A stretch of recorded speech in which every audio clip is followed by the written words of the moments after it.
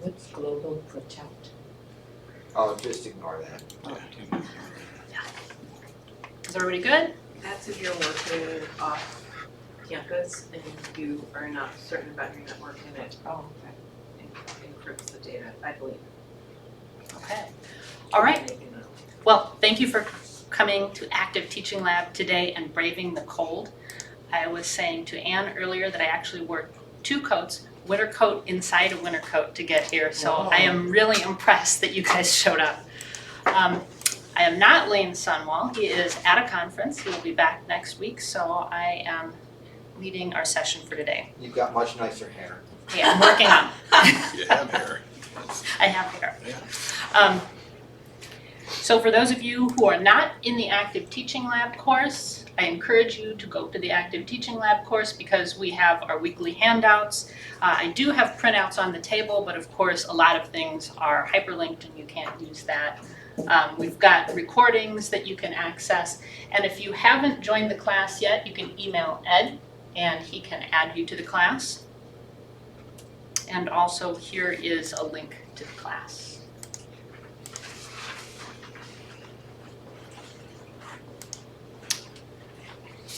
I would be remiss to not do the shameless plug for the Teaching and Learning Symposium. So while the call for proposals is done, registration is still open. So if you'll notice this URL, you can go here to sign up, and that is on January 9th. And Ed is, in my role today, he is the person with all the tech equipment doing the video. He is also monitoring the YouTube chat, so if you have any questions, feel free to pose them on the YouTube chat and Ed will post them to the class. And we are having Anne today to talk about Blueprint courses. Anne studied biology at Wingate University in Wingate, North Carolina, with the intention of going to pharmacy or medical school. During her time there, she realized she wanted to teach more than she wanted to see patients and ended up at the University of Iowa studying physiology. She trained in cadaver dissection during grad school, which helped her get her first teaching job at St. Ambrose University in Davenport, Iowa. After 3 years there, she had a baby and moved back to Milwaukee to be closer to her family. She currently teaches second semester of the year-long anatomy and physiology sequence, which enrolls 250 to 480 students each semester, as well as an upper-level course in endocrinology. Outside of work, she enjoys being outdoors with her husband, probably not today though, and son, and sewing. Thank you very much, Anne.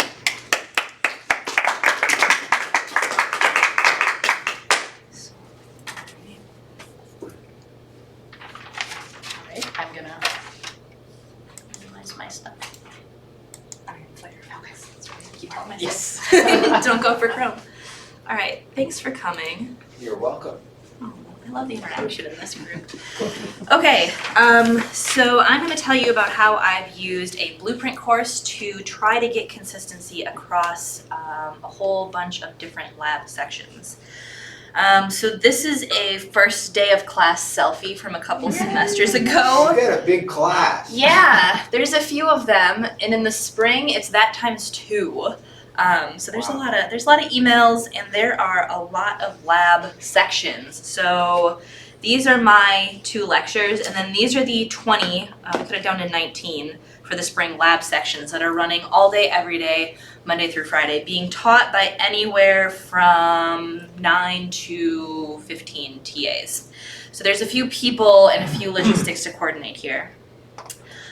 So my goals, as Blueprint helps me to achieve them, are that, or my challenges are that oftentimes I don't have every part of the lab component of the course totally ready to publish at the beginning of the semester. No. Right? So this is, I'm in my 5th semester at UWM, and when I showed up to teach the course, I said, okay, like where's the current lab material? And I was told, in all honesty, the TAs have it. no one was really in charge of that portion of the course. And so part of the reason I got hired was to gain control of that portion of the course. And so every semester I try to make some changes to make it more consistent, to improve student learning, but like you obviously can't change that all at once. Sometimes we'll have new ideas halfway through, and so I need flexibility. And so the Blueprint course allows me to publish and transmit things on demand without my TAs having to re-download anything, re-import anything. It's less work for them. Another challenge that I have to deal with is because there are labs that run Monday through Friday, students showing up in a Friday lab have had 2 more lectures than students showing up to a Monday lab. And so unless I had each instructor teaching on each day of the week have a different pre-lab spiel, like it's hard to get the students on equal ground before they dive into whatever hands-on thing that they're doing. And so I'm going to give you a little preview. It's not totally related to Blueprint, but I'm going to show you how I use pre-quizzes to embed some content for my students to try to get them all at the same level before they show up to lab. So what I had been doing in D2L and even the last 2 years in Canvas was just making an ongoing course, which was a repository of all the course content that would be displayed in those lab Canvas sites. And so we just called it BioSci 203 Lab Coordination. TAs would have to import the content. And so if I had everything ready to go in August or January, this would be perfect. But sometimes I would want to make late-breaking changes, and then asking 15 people, hey, make sure you go in and import this content, and having that go smoothly was impossible. Weird things would happen with gradebooks and assignments, and then it ended up me having to go into each of those sections and basically fix and clean up anything that had gone awry. So some of my challenges with the ongoing course was advanced planning, or multiple imports were required. Here's something that I'm sure nobody else has issues with: difficult to correct errors after import. So I would have a quiz that would have an incorrect wrong answer. It would get pushed out to 20 courses. Students from the first section would say, hey, this one is scored incorrectly. And then I would have to send an email to my TAs saying, hey, please go in and fix this quiz question, which I'm sure they loved to get from me. In order to try to fix that, I moved to using links to quiz banks instead of having actual questions living in most of my quizzes. And I was afraid, and CETL folks were afraid, that if I started copying those links, that those links would break, and that would be even worse than having a improperly scored answer. So, Blueprint course to the rescue. It's very little work, very little additional work on my end compared to using the ongoing course, and it eliminated a ton of work for my lab instructors, which is another goal of mine. So how do you do it? Well, you need to have some course that serves as the blueprint. This could be a sandbox that already exists for you, or you can go in and create a new one yourself. So if you go to the little help part in Canvas, you can just say create a master course. You used to have to ask CETL to do this in D2L, and you can just make as many master courses as you want on your own. So you can go in and then build whatever you want into that course. Your next step is to submit a support form and ask CETL or Kathy to turn that course into a blueprint. So this is probably, 5 clicks on your end to make this happen. So if you're on the login site, instead of going to log in, you just say, I'm an instructor and I need help. And then you use a support form. So you're gonna have to tell them 2 things. You're gonna have to say, this is my master course, and give them the course code for that. Please convert this into a blueprint course for me. And then at some point, you will also need to give them the list of all of the course codes that you want to turn into the child courses that blueprint maps to. I ended up doing those things in 2 separate steps just because that's how my workflow went, but I'm sure if you gave them all the course codes at one time, they could do both of those steps for you. If you're an LNS person, you can skip the support form and just holler at Kathy and say, hey, help me, here are my courses, and turn them into blueprint in child courses for me. Actually, question for you. So as I go to the next semester, can I just say remove, unlink these courses and link up this new set of courses with my previous blueprint, or should I copy over my blueprint? Yep, you can keep your Okay. the original blueprint and we can just associate more classes. Cool. Yeah. Awesome. All right, so what does this look like? pretty white. Super white. I'm Firefox. Where did Firefox go? Oh, minimize, and it should be on the desktop then. Kathy, it went away. I didn't close it. I swear I did. But something automatically closed when no one was up and we were just sitting here and Ed and I looked at each other and we're like, what? And I had to Oh go no, out. now it's updating. Oh, well that's exciting. Should I go Chrome or should I wait? Let's go. That is the last Okay, thing. here we go. Okay, thank you for allowing me to stall for time. I'm That's like, cool. no. Okay, well that is, Oh, but then it took me back into my course. I mean, as we planned. As we planned. We need a little That's how drama it works. to get people excited. That's amazing. All right. Do that. Yeah. So here we are hanging out in my course that I label very obviously for myself, Lab Master, so I know which one I'm messing with. It looks just like a regular course. I don't even publish it because there's no students enrolled in it, and I'm the only person in this course, so nobody can come in and mess with my stuff. Once you have it established as a Blueprint course, you get this little blue box over here. And if you have made a change, a sync button will appear here, and I'm guessing Kathy will show us what it looks like when she's about to sync something. But one thing that's really powerful is you have a sync history. So I have, I think, 14 sections associated with this class. And so you can see just yesterday, I pushed a whole bunch of changes out to my classes. What you can also see is sometimes it will say there are 14 exceptions to this. And usually what that means is my different sections have different due dates, and so all that's been changed is each instructor has given them appropriate due dates. So when I first saw exceptions, I was like, what are my lab instructors doing? They're doing crazy things, but no, they just changed the due dates like I told them to. Every once in a while, you'll see other stuff with fewer exceptions, and that does show me that somebody monkeyed around with something. So like somebody made changes to an answer sheet that I posted. I'm curious what that might be, but it's not gonna really break anything if they made some personalized change to that answer sheet. And the changes only show up on their system, not on your system. Right, so any exceptions are specific to that child course, to that specific section. And you can choose to lock content so that people can't change it. Because, so Yes. depending on who you're working with. Yes, yeah. So Kathy, when she does our hands-on demo, will show us what it looks like when things are locked versus unlocked. I have not locked anything in my course for my instructors because they don't seem to mess around with things that I don't want them to. They're relatively hands-off with it. The other thing I'm going to show you, and this is a little preview into something I might present in here another day, is one of the bits of content that I use in order to help enhance my consistency. So I'm going to switch over to Student View and show you what one of my pre-lab quizzes looks like. So they have to submit this before they come to the lab session, and it tells them this is going to introduce you to some concepts, there's pictures and videos, and everything that you need to answer these questions is located in that embedded content. They Google it anyways, but I give them videos in case they want to do it the way I want them to do it. And so there are these quiz question types in Canvas that aren't actually questions. They're just called text, no question. And you can use them, they show up for students as spacers, but you can use them to embed content. So this is a YouTube video that I have vetted and found like, oh, this guy does a great job showing us how to take a manual blood pressure reading. And then right after they see that question, right after they see that video, they get quiz questions about it. So what artery are we looking at? And then here's more content for them. Here's a picture.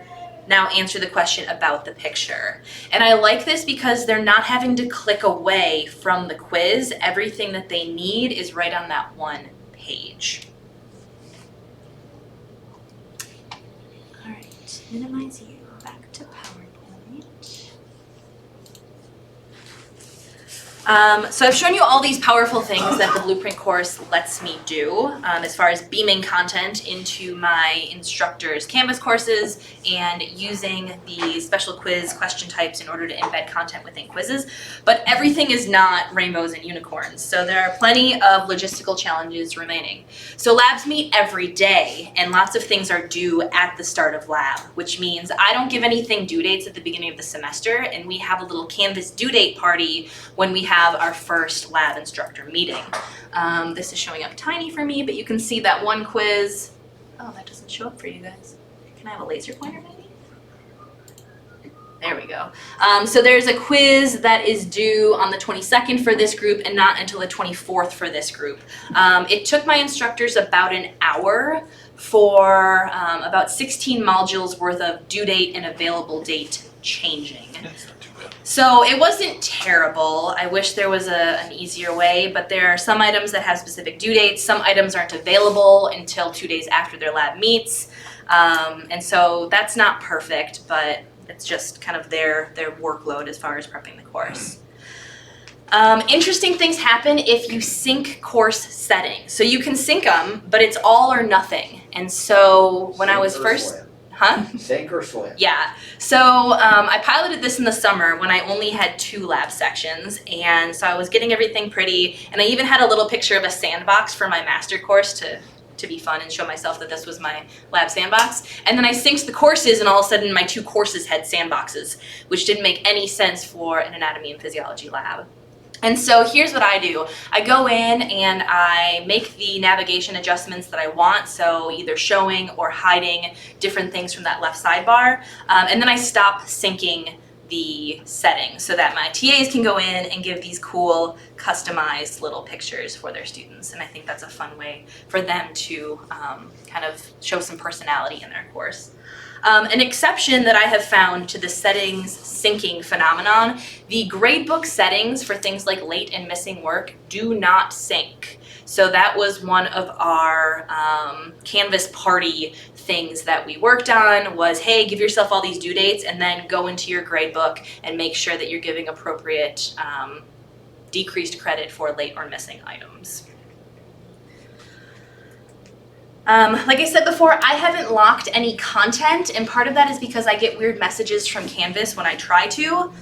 So if I click on something and try to lock it, sometimes I'll get this locked, no attributes locked message. And as someone who's controlling both the Blueprint course but then still has access to all of the child courses, I can't see when things are locked or unlocked because I have Canvas superpowers apparently. So I'm excited during Kathy's hands-on thing to see what it looks like as someone who doesn't have bigger privileges in a child course, to see when things are locked or unlocked and see if she gets this nasty gram like I do. And so the other limit there is difficulty testing locked versus unlocked. Because I have so much power, that's awesome. I can't really get the lab instructor experience of like, ooh, I want to change this quiz question, but they don't, so I'm kind of lucky I don't need to lock it. And can you give yourself a sandbox child course so that you could see both? So I am in all of their child courses. But it still won't show you if it's But it locked. doesn't show me if things are locked. Presumably because I could access it anyways, which seems kind of weird. Yeah, so that's why I'm excited to play today in a course where I am only in the child course and not in the Blueprint course. I see. Weird things happen sometimes as far as reordering modules. So if a module has been in the course since the first time I synced it, if I move some new content to the top, some existing content to the top of the page, that will sync across the other sections. But if I dump in a new module and then go to sync it, even if I put it at the top, it's gonna go to the bottom of my other courses. So I'm doing a pilot experiment with one of my publishers, and so the students need links and codes and stuff to get in there. So in the master lab, you can see, oh, this is right under my announcement, so it's at the top of the homepage of the site. For the child courses, it's way at the bottom, right above my little toolbar. So that is unfortunate. I can ask the lab instructors, hey, bump this one up to the top, or I can tell the students, if you're looking for it, it's way at the bottom. maybe I could do like a placeholder module just in case I wanted to be able to add content like that later. But yeah, you lose some control over reordering the modules if you add them later in the semester, which seems a little bit bizarre, A but. placeholder module is a great idea though, because there's no way around what you're talking about. I've Right. tried it, you know. Yeah, so that maybe is a just good like idea. dump 5 at the bottom, like just in case. Yeah, you can keep them hidden. but Yeah. then at least you can have them where you like them if you Right. decide. Yeah. Right. Another thing that I've noticed is if I'm in a child course, but I think I'm in my Blueprint course and I start building content there, if I realize my mistake and then go back to the Blueprint course and then try to sync it, it does some weird things sometimes. So it's almost like Canvas is saying like, oh, well, this was already here once. I'm not going to accept it being blueprinted in anymore. So you just have to be very careful with what course you're in when you start making those changes in order to avoid any weird, unexpected, I didn't sync drama. It only happened once to me and I ended up just manually copying it over. But that's the only kind of giant surprise that I dealt with. All right, any other questions or thoughts that you have about what this looks like or how you might use it? All right, then I'm gonna turn it over to Oh, Kathy. I just got Oh, yeah. a couple questions, sorry, Oh, Ed yeah. asked me a question. How did the TAs or the people Oh, who were yeah. running the section, how did they take to it? Were they confused? Did They love it. Okay, They love it because I'm not sending the emails anymore of, hey, go fix this wrong answer. Mhm. Miraculously, there haven't been any scenarios like that since I moved to Blueprint. But it's just so much easier to just push stuff in. Students asked for like answer keys, and so we release those kind of like after they've taken their last Canvas quiz on the content. Then they get like, oh, here's everything that that your instructor like wanted you to have gotten down in lab. And so those I do like week by week right now, Mhm. and I just zap them over as I write them now. oh, that's excellent. Yeah. And did they add additional resources and kind of customize the class quite a bit, you know, and make it more their own after the blueprint? So some of them will post slides. I've really tried to push them away from any sort of pre-lab lecture because it was a consistency thing. So Right. some TAs would do like the 20-minute talk that I had envisioned, and some of them would spend an hour showing the students slides. The students love to sit there and have their TA show them slides because that's like zero brain work for them. Yeah. And so I've tried to say like, okay, today you're gonna do a chalk talk on this chunk of anatomy. There's been a little bit of pushback from the TAs on that. And some of the students still want the slides. Like the slides are just their safe place. And so some of the TAs will still post kind of their old slides, or maybe they're doing pre-lab lectures that I'm not hearing about and those are getting posted. But that's about it. We have run into issues with sequencing. So in order to restrict when students can get access to things, I put requirements into the module so that everything has to go in order.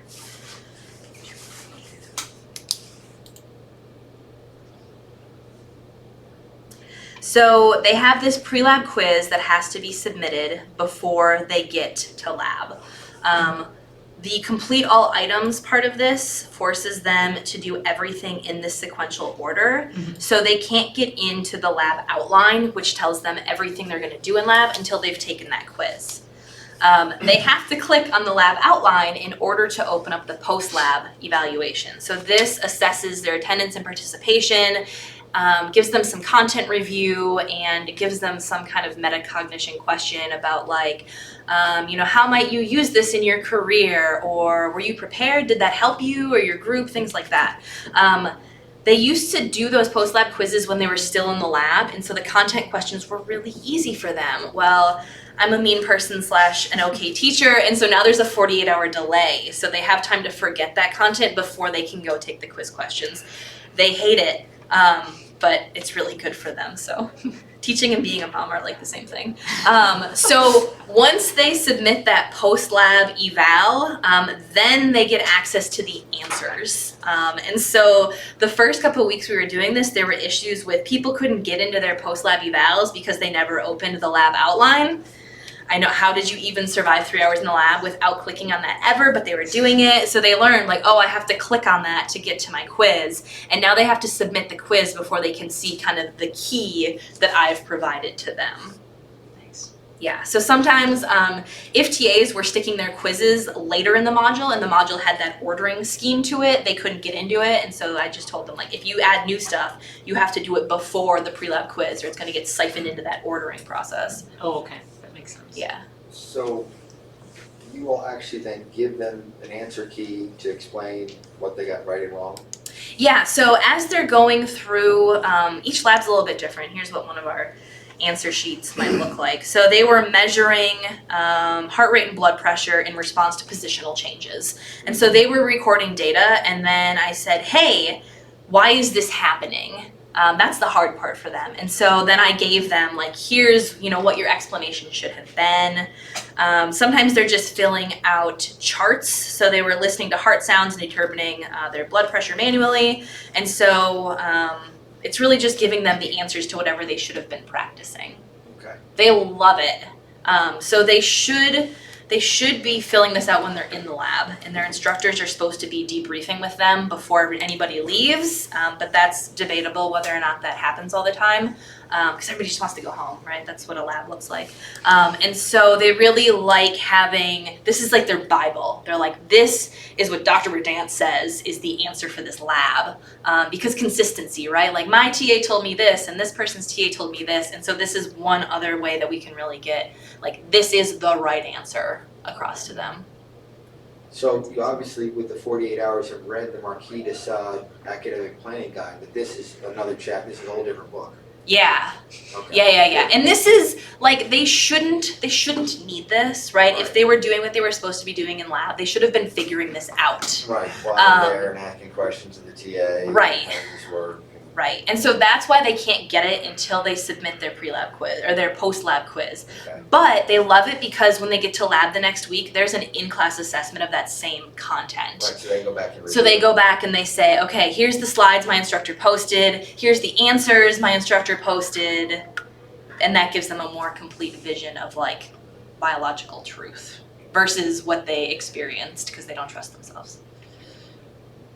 Yeah. So this is for multiple lab sections that should be taught consistently across. Yes. And then you are one of the lab instructors as well, right? No, I don't No? teach any lab sections. I teach Okay. the lab or the lecture portion of the course, but I coordinate the lab. So all of the content is what I'm saying should be done in lab. So basically, you make all the content here Yep. and then impose that onto your lab TAs. Yes. Yeah, that's a really, I think, typical scenario. So that's what I've been working with different departments in LNS, where the course coordinator has so many sections, it was really getting unwieldy to try to, you'd have to have an ongoing course and then you'd add people. And in some sections, the TAs weren't as reliable as ants. Yeah. And we had a lot of horror stories about one, because you have to, if you're going to give people the ability to copy an ongoing course, that means they have to be a teacher in that course, which means they can delete accidentally everything or change everything in your course. And so someone accidentally deleted the whole course. That would be So bad. that was very Yeah. exciting. I won't, yes, I am not mentioning the department. And then another one, so that's, I'm also gonna, that's, the blueprint prevents that.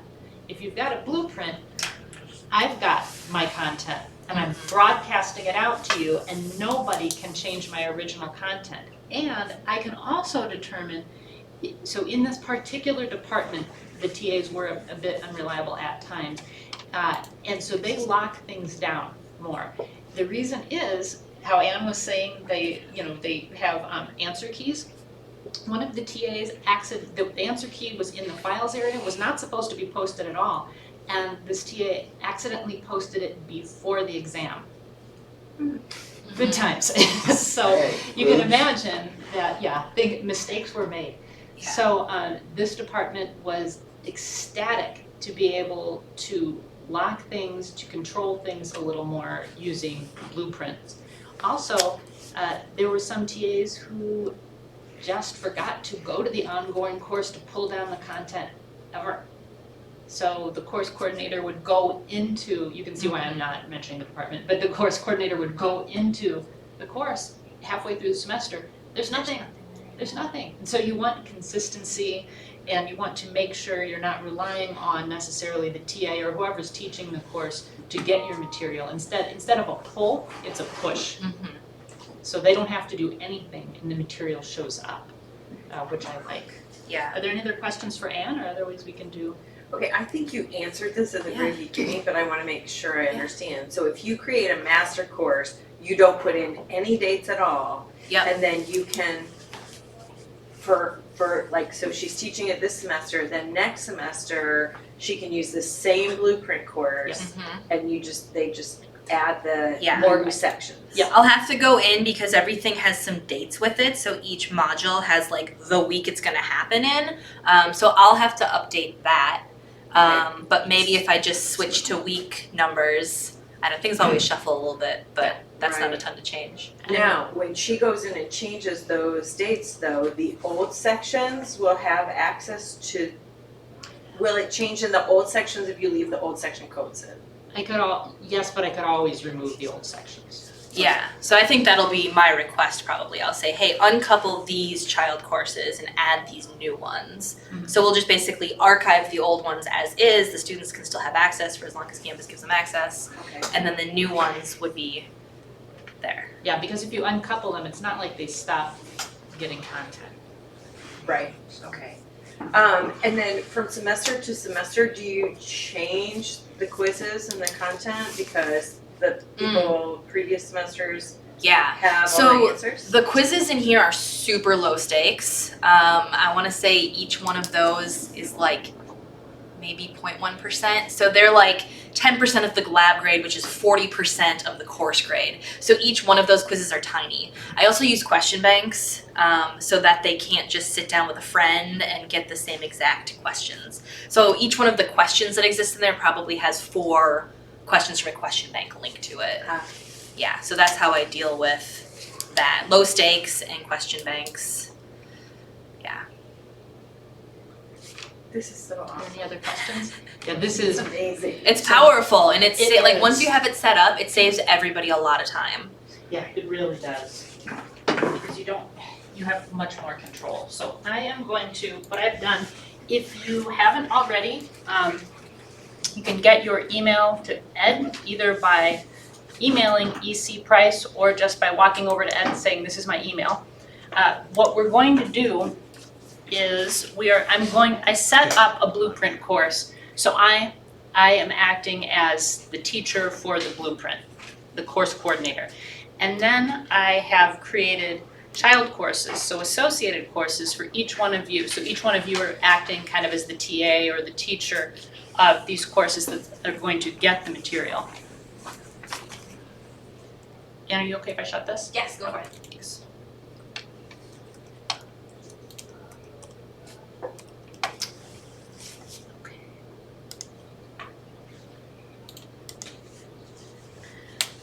Okay, so I'm just gonna give everybody a couple minutes. So I had a blueprint course that I already had content for, and I am just selecting what courses I want to broadcast or copy my material into. What's the easiest information for an instructor to give you in order to get the child courses established? Do you want that 6-digit code? The link, the 6-digit code or the link, the URL to the course, Okay. either is good. I like seeing the blueprint and then what courses you want associated. Even when people just give me the name, it makes me nervous because, wow, this really will broadcast a bunch of and there's no takebacks in this. So that's why I like having links that if anything goes wrong, at least I can say, I was following the link that was sent to me. Yeah, because once it's copied, you have to go to the course and delete it all out. You would have to delete it all out. So we want to make sure you've got the right thing. So has everybody gone to Canvas? Yeah. Okay, and Anyone else except, need it into the child course? Hmm? So you How can do see you it. get I have no to the idea. So if you you haven't sent me your email, or we don't have you in a Blueprint Child course, why don't you just walk over and pop you into here, one of these right away, we'll throw your email. And then just make sure to accept the course invitation. So what I'm going to do then is, so your course is blank now, yes? Yes. I'm going to click save and I did email him when we first started. So what's your email? just a moment. OIW, Yes, AUWM, yes. Okay, if you hit refresh, so it would be this icon up here or the F5 key, refresh the page, and do you now see this? No? Did you sync it? Yes. WILCLEV. Yes, all right, I'll do one. CLEV. All right.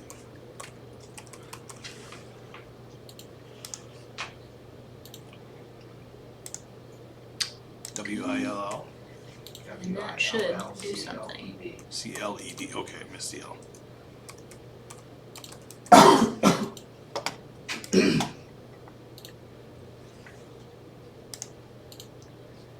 Okay, that should.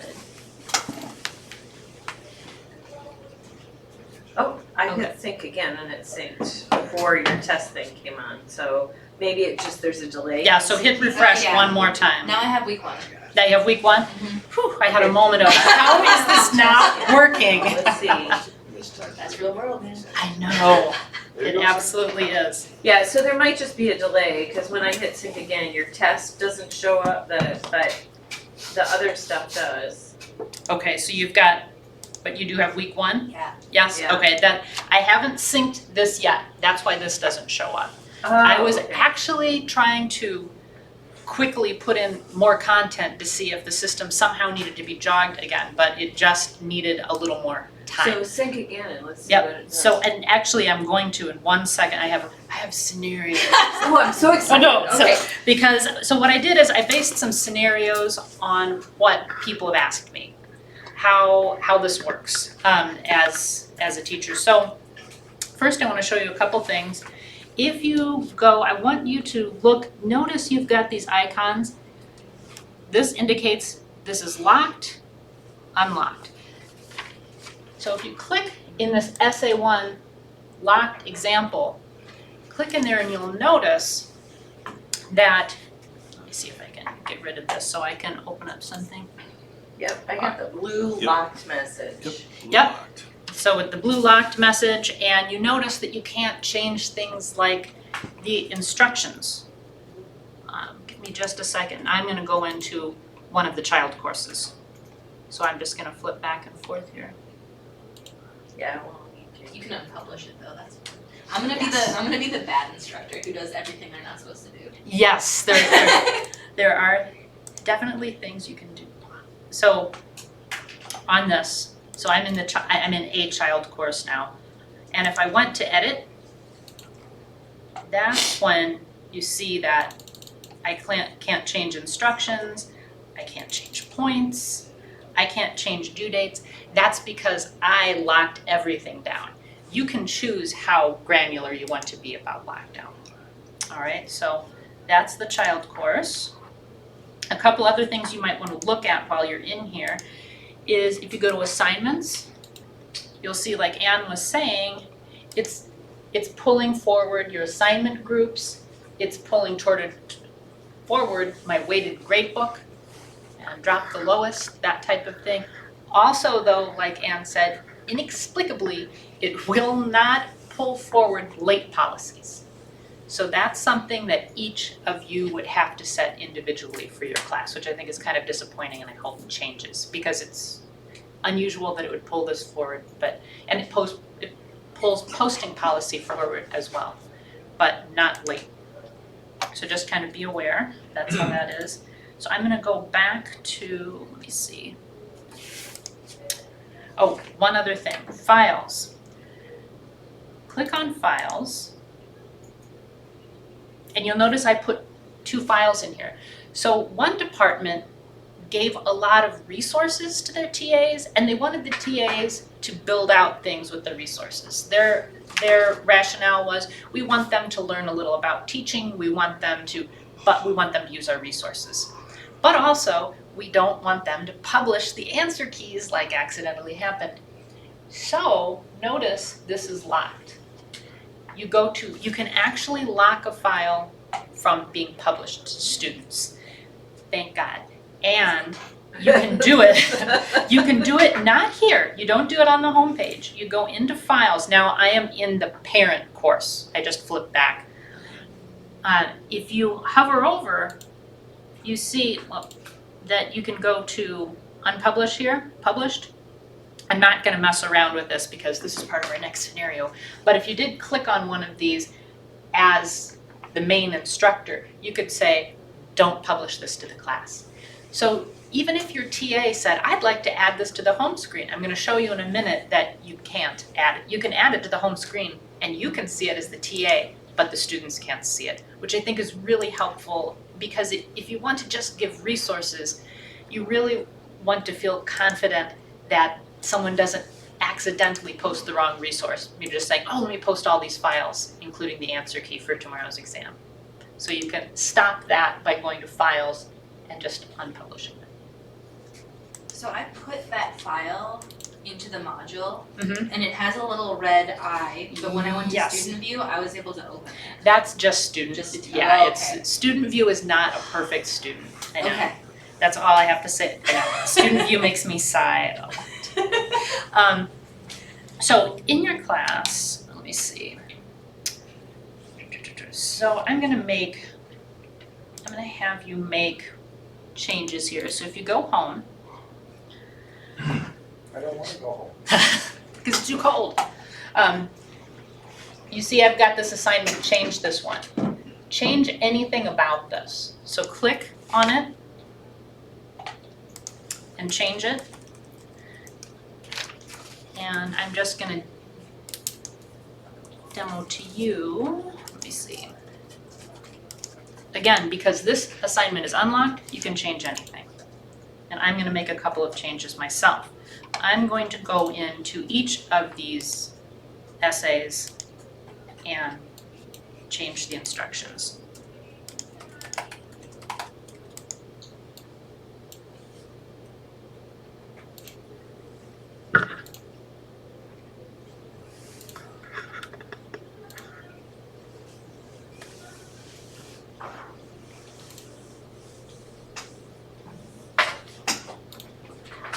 Okay, so I changed my locked example.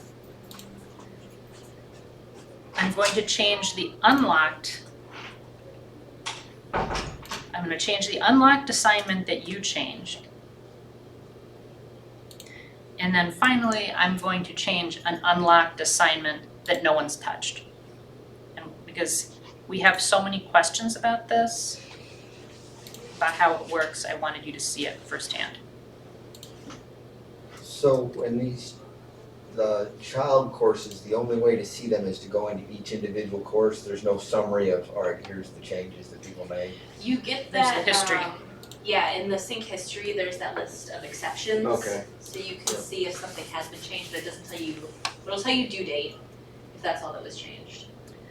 So I'm gonna click sync. I'm also wanted to mention, this is where Anne was saying you don't have to include the course settings and navigation if you want them to put in their own pictures, that type of thing.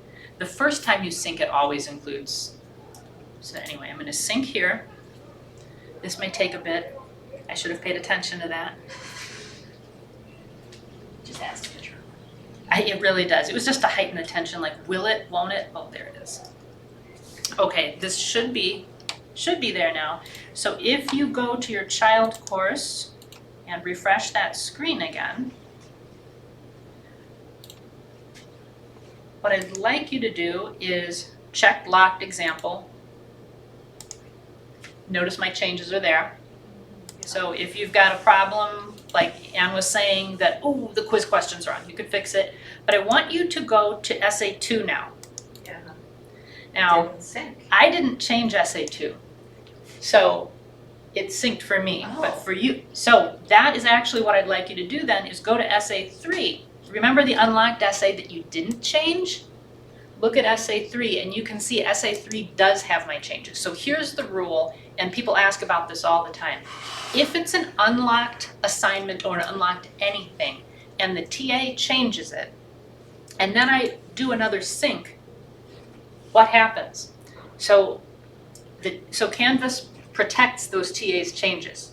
And it says, oh, obviously I'm gonna keep the changes, and it will throw an exception. So those exceptions that you're seeing are people making changes, and the minute that Canvas sees that someone has changed something, it immediately says, well, I don't wanna overwrite your work. So that's why you've gotta be careful about whether you wanna lock or unlock. Yes? So it depends on what I changed. So I did not change the instruction part, but I changed it like submission type or something. So I see the new text in the instruction, but I also see my new settings for the submission types.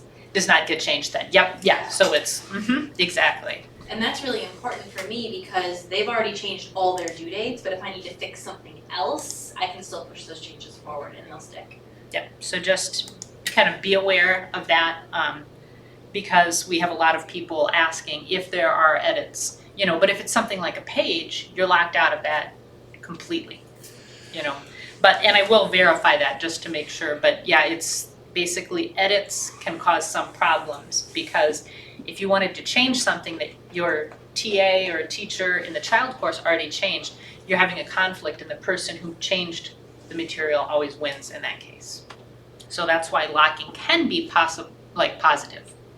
So if Anne has them go in and change the due dates though, and then she decides she's gonna add questions, are those questions then not added? No, unless a TA had messed with the content of the quiz. Yeah. Then it's So fine. just the dates are okay? Just the dates change. Yeah, Okay. and I will verify that just to make sure and run a couple more tests, but that is how I've understood it and also how it's Yeah. working. And that's been my experience. So I had a quiz that over the summer I just ran out of gas and was like, okay, just say yes and you'll get the points for this pre-lab quiz. But I needed to build it out for this semester. So everybody changed their due dates in August and I just pushed that quiz live yesterday and it's worked. Okay. Okay, so now I have another thing that people always ask, what if my TAs add additional content to their own classes, does it get blown away? So let's try that. You can add anything to the course you want. So just add a page, add an assignment, it doesn't matter. So just add a new page, whatever. You don't even have to add content to it. Something that I was reading, and I don't know what you think about this, but they said if you start pushing more content out in the middle of semester, you might want to be careful about not publishing it unless you really, really want your students to see it now. They were actually saying a best practice is to not publish and have the TAs publish. What do you think? I usually publish everything for them, Okay, but sometimes it'll be like Wednesday or Thursday and the students with Friday lab need access to their pre-lab quiz and they will email their instructor and she will then just go in and publish that module. Okay. But I'm usually doing a whole module at a time, not specific items. okay, yep, that makes sense. So what I'm doing here is you've got your test page. Actually, I should do it in my child course. So you put a test page in and then also reorder things. So you can make sure you can, that request didn't work out. Womp womp, all right.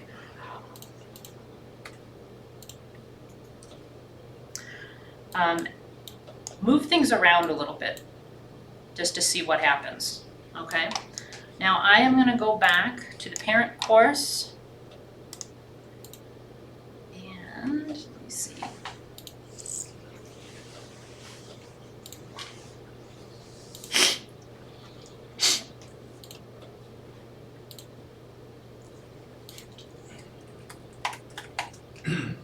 And it won't let you push changes out until it sees that you've actually made changes in the parent course. So that's something that surprised me a little bit. For some reason, I thought if I added more courses, I could just sync again just to be sure. It won't make this part available to you unless you actually have changes to sync. So you can feel confident that If this doesn't show up, there's nothing else to push to people. But anyway, so I'm gonna push this to you, I'll push that to you, This might take a bit or a bit. several bites, I think. How long does it take your classes, Anne? I have no idea. I usually wander off. But I'm afraid to close that tab. So Yeah. I leave it open and I let Canvas think about it and I go do something non-Canvas related while I wait. That's probably good. I don't want to anger the Canvas gods. No. You see how I almost did by going too quickly. Okay, so if you refresh again, if you go to your, I need to be in my child course, if I refresh again, Oh, yeah, you notice that for the most part, it reorders stuff. It wants stuff to be in the order. And this was kind of like Anne was no, talking it just about. disappeared. It just disappeared? Yes, totally disappeared. Which So page? I moved SA 1 and 3 to week 2, Okay, and they're gone. Oh, then that is exciting. Let's see. interesting. I'm not making it up. No, go to the assignments page Okay. and see if they're still there. That's interesting. Yeah, they're on the assignments So page. you moved them to a different module? I moved them to a different module, yeah.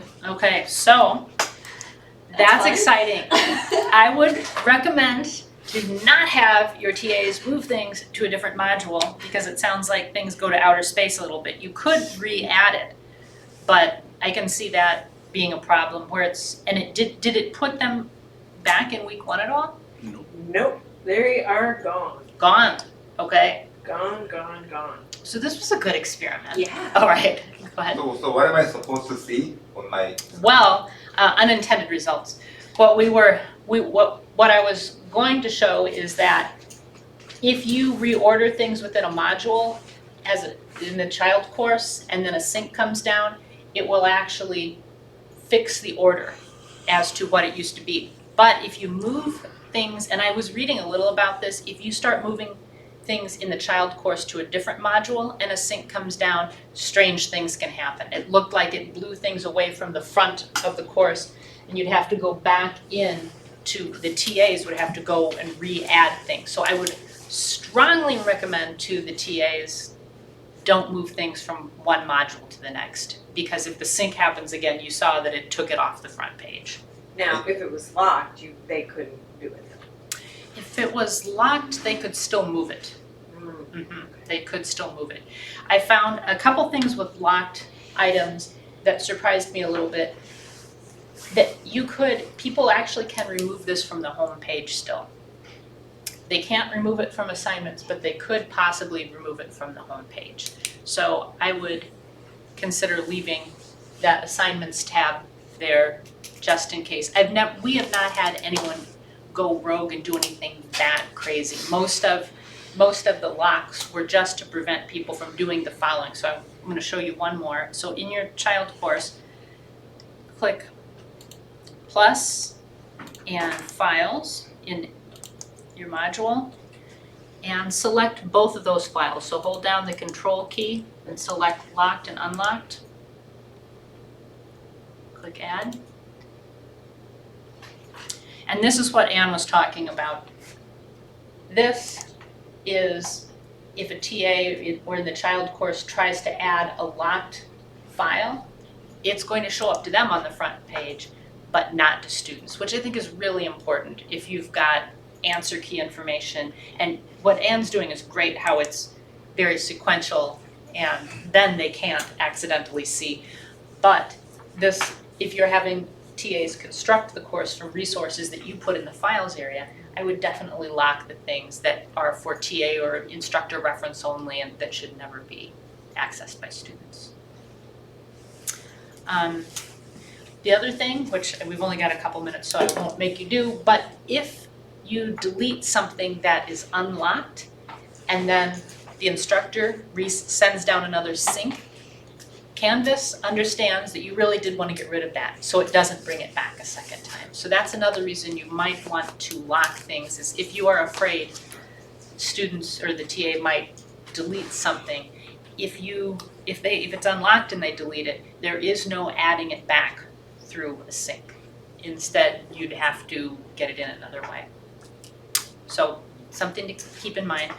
Also, really quickly, blueprints, as great as they are, aren't for everybody. There are other ways to do this. We talked about ongoing courses. There are reasons you might want an ongoing course, but also Canvas Commons.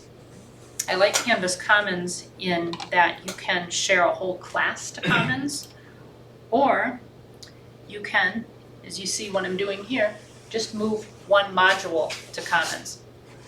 And Commons, you can request to have an area that's protected just for your department. Otherwise, it just kind of, Commons just kind of is a place, a repository where you can, a cloud where you can put your Canvas material and pull it down whenever you want to. Or we have some programs like in the languages where they said, can you just make an area in Canvas Commons that all of us can get to?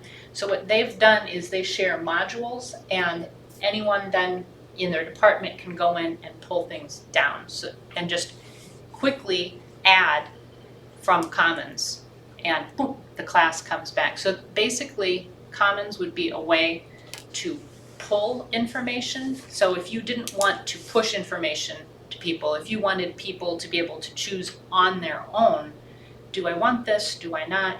Commons would be a different way to do that. And I think that there's going to be an active teaching lab in Commons, Canvas Commons in the future, but basically it is a repository where you can make it private, you can make content private just to you and pull it down again, or you can make it public to the world, or if you talk to Cedal or me, you could just share it with your group. And for instance, one of our departments has been using Canvas Commons for training modules. They use online proctoring.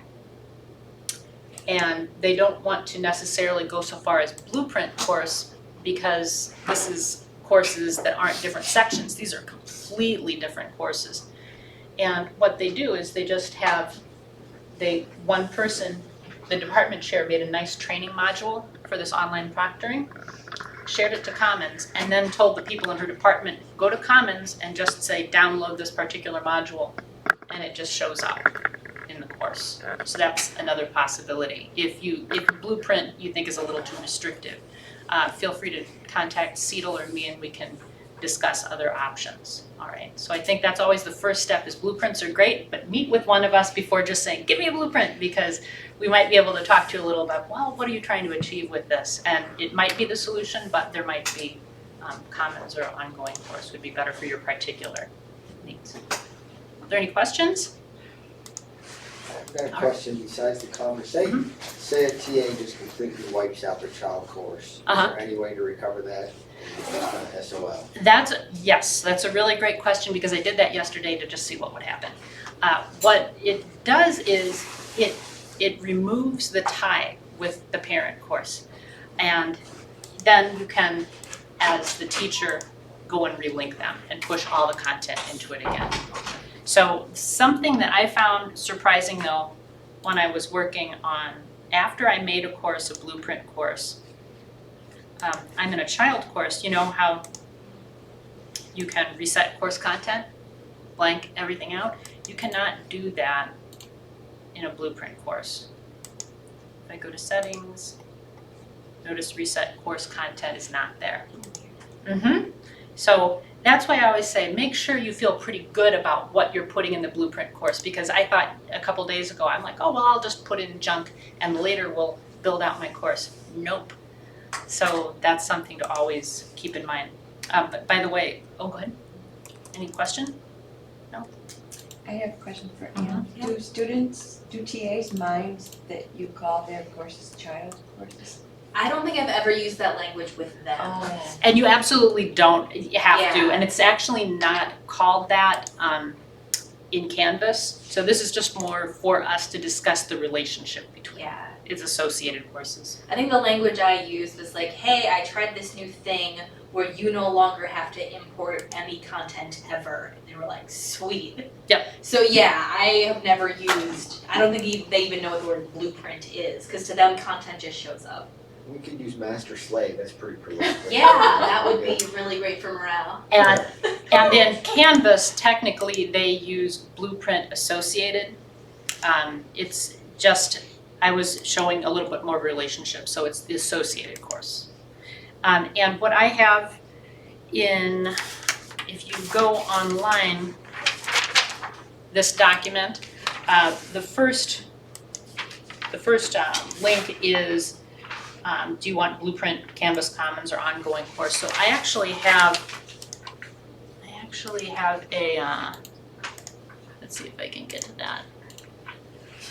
I know, we're going past this because we're over time, but so I have a chart and a lengthy explanation of why you might want to use each, what features this has versus the other. So if you're interested in Blueprint versus Canvas Commons, or what would be the difference, now you can kind of, so do an overview and then take a deeper dive into each. But like I said, we'd be happy to work with you to discuss.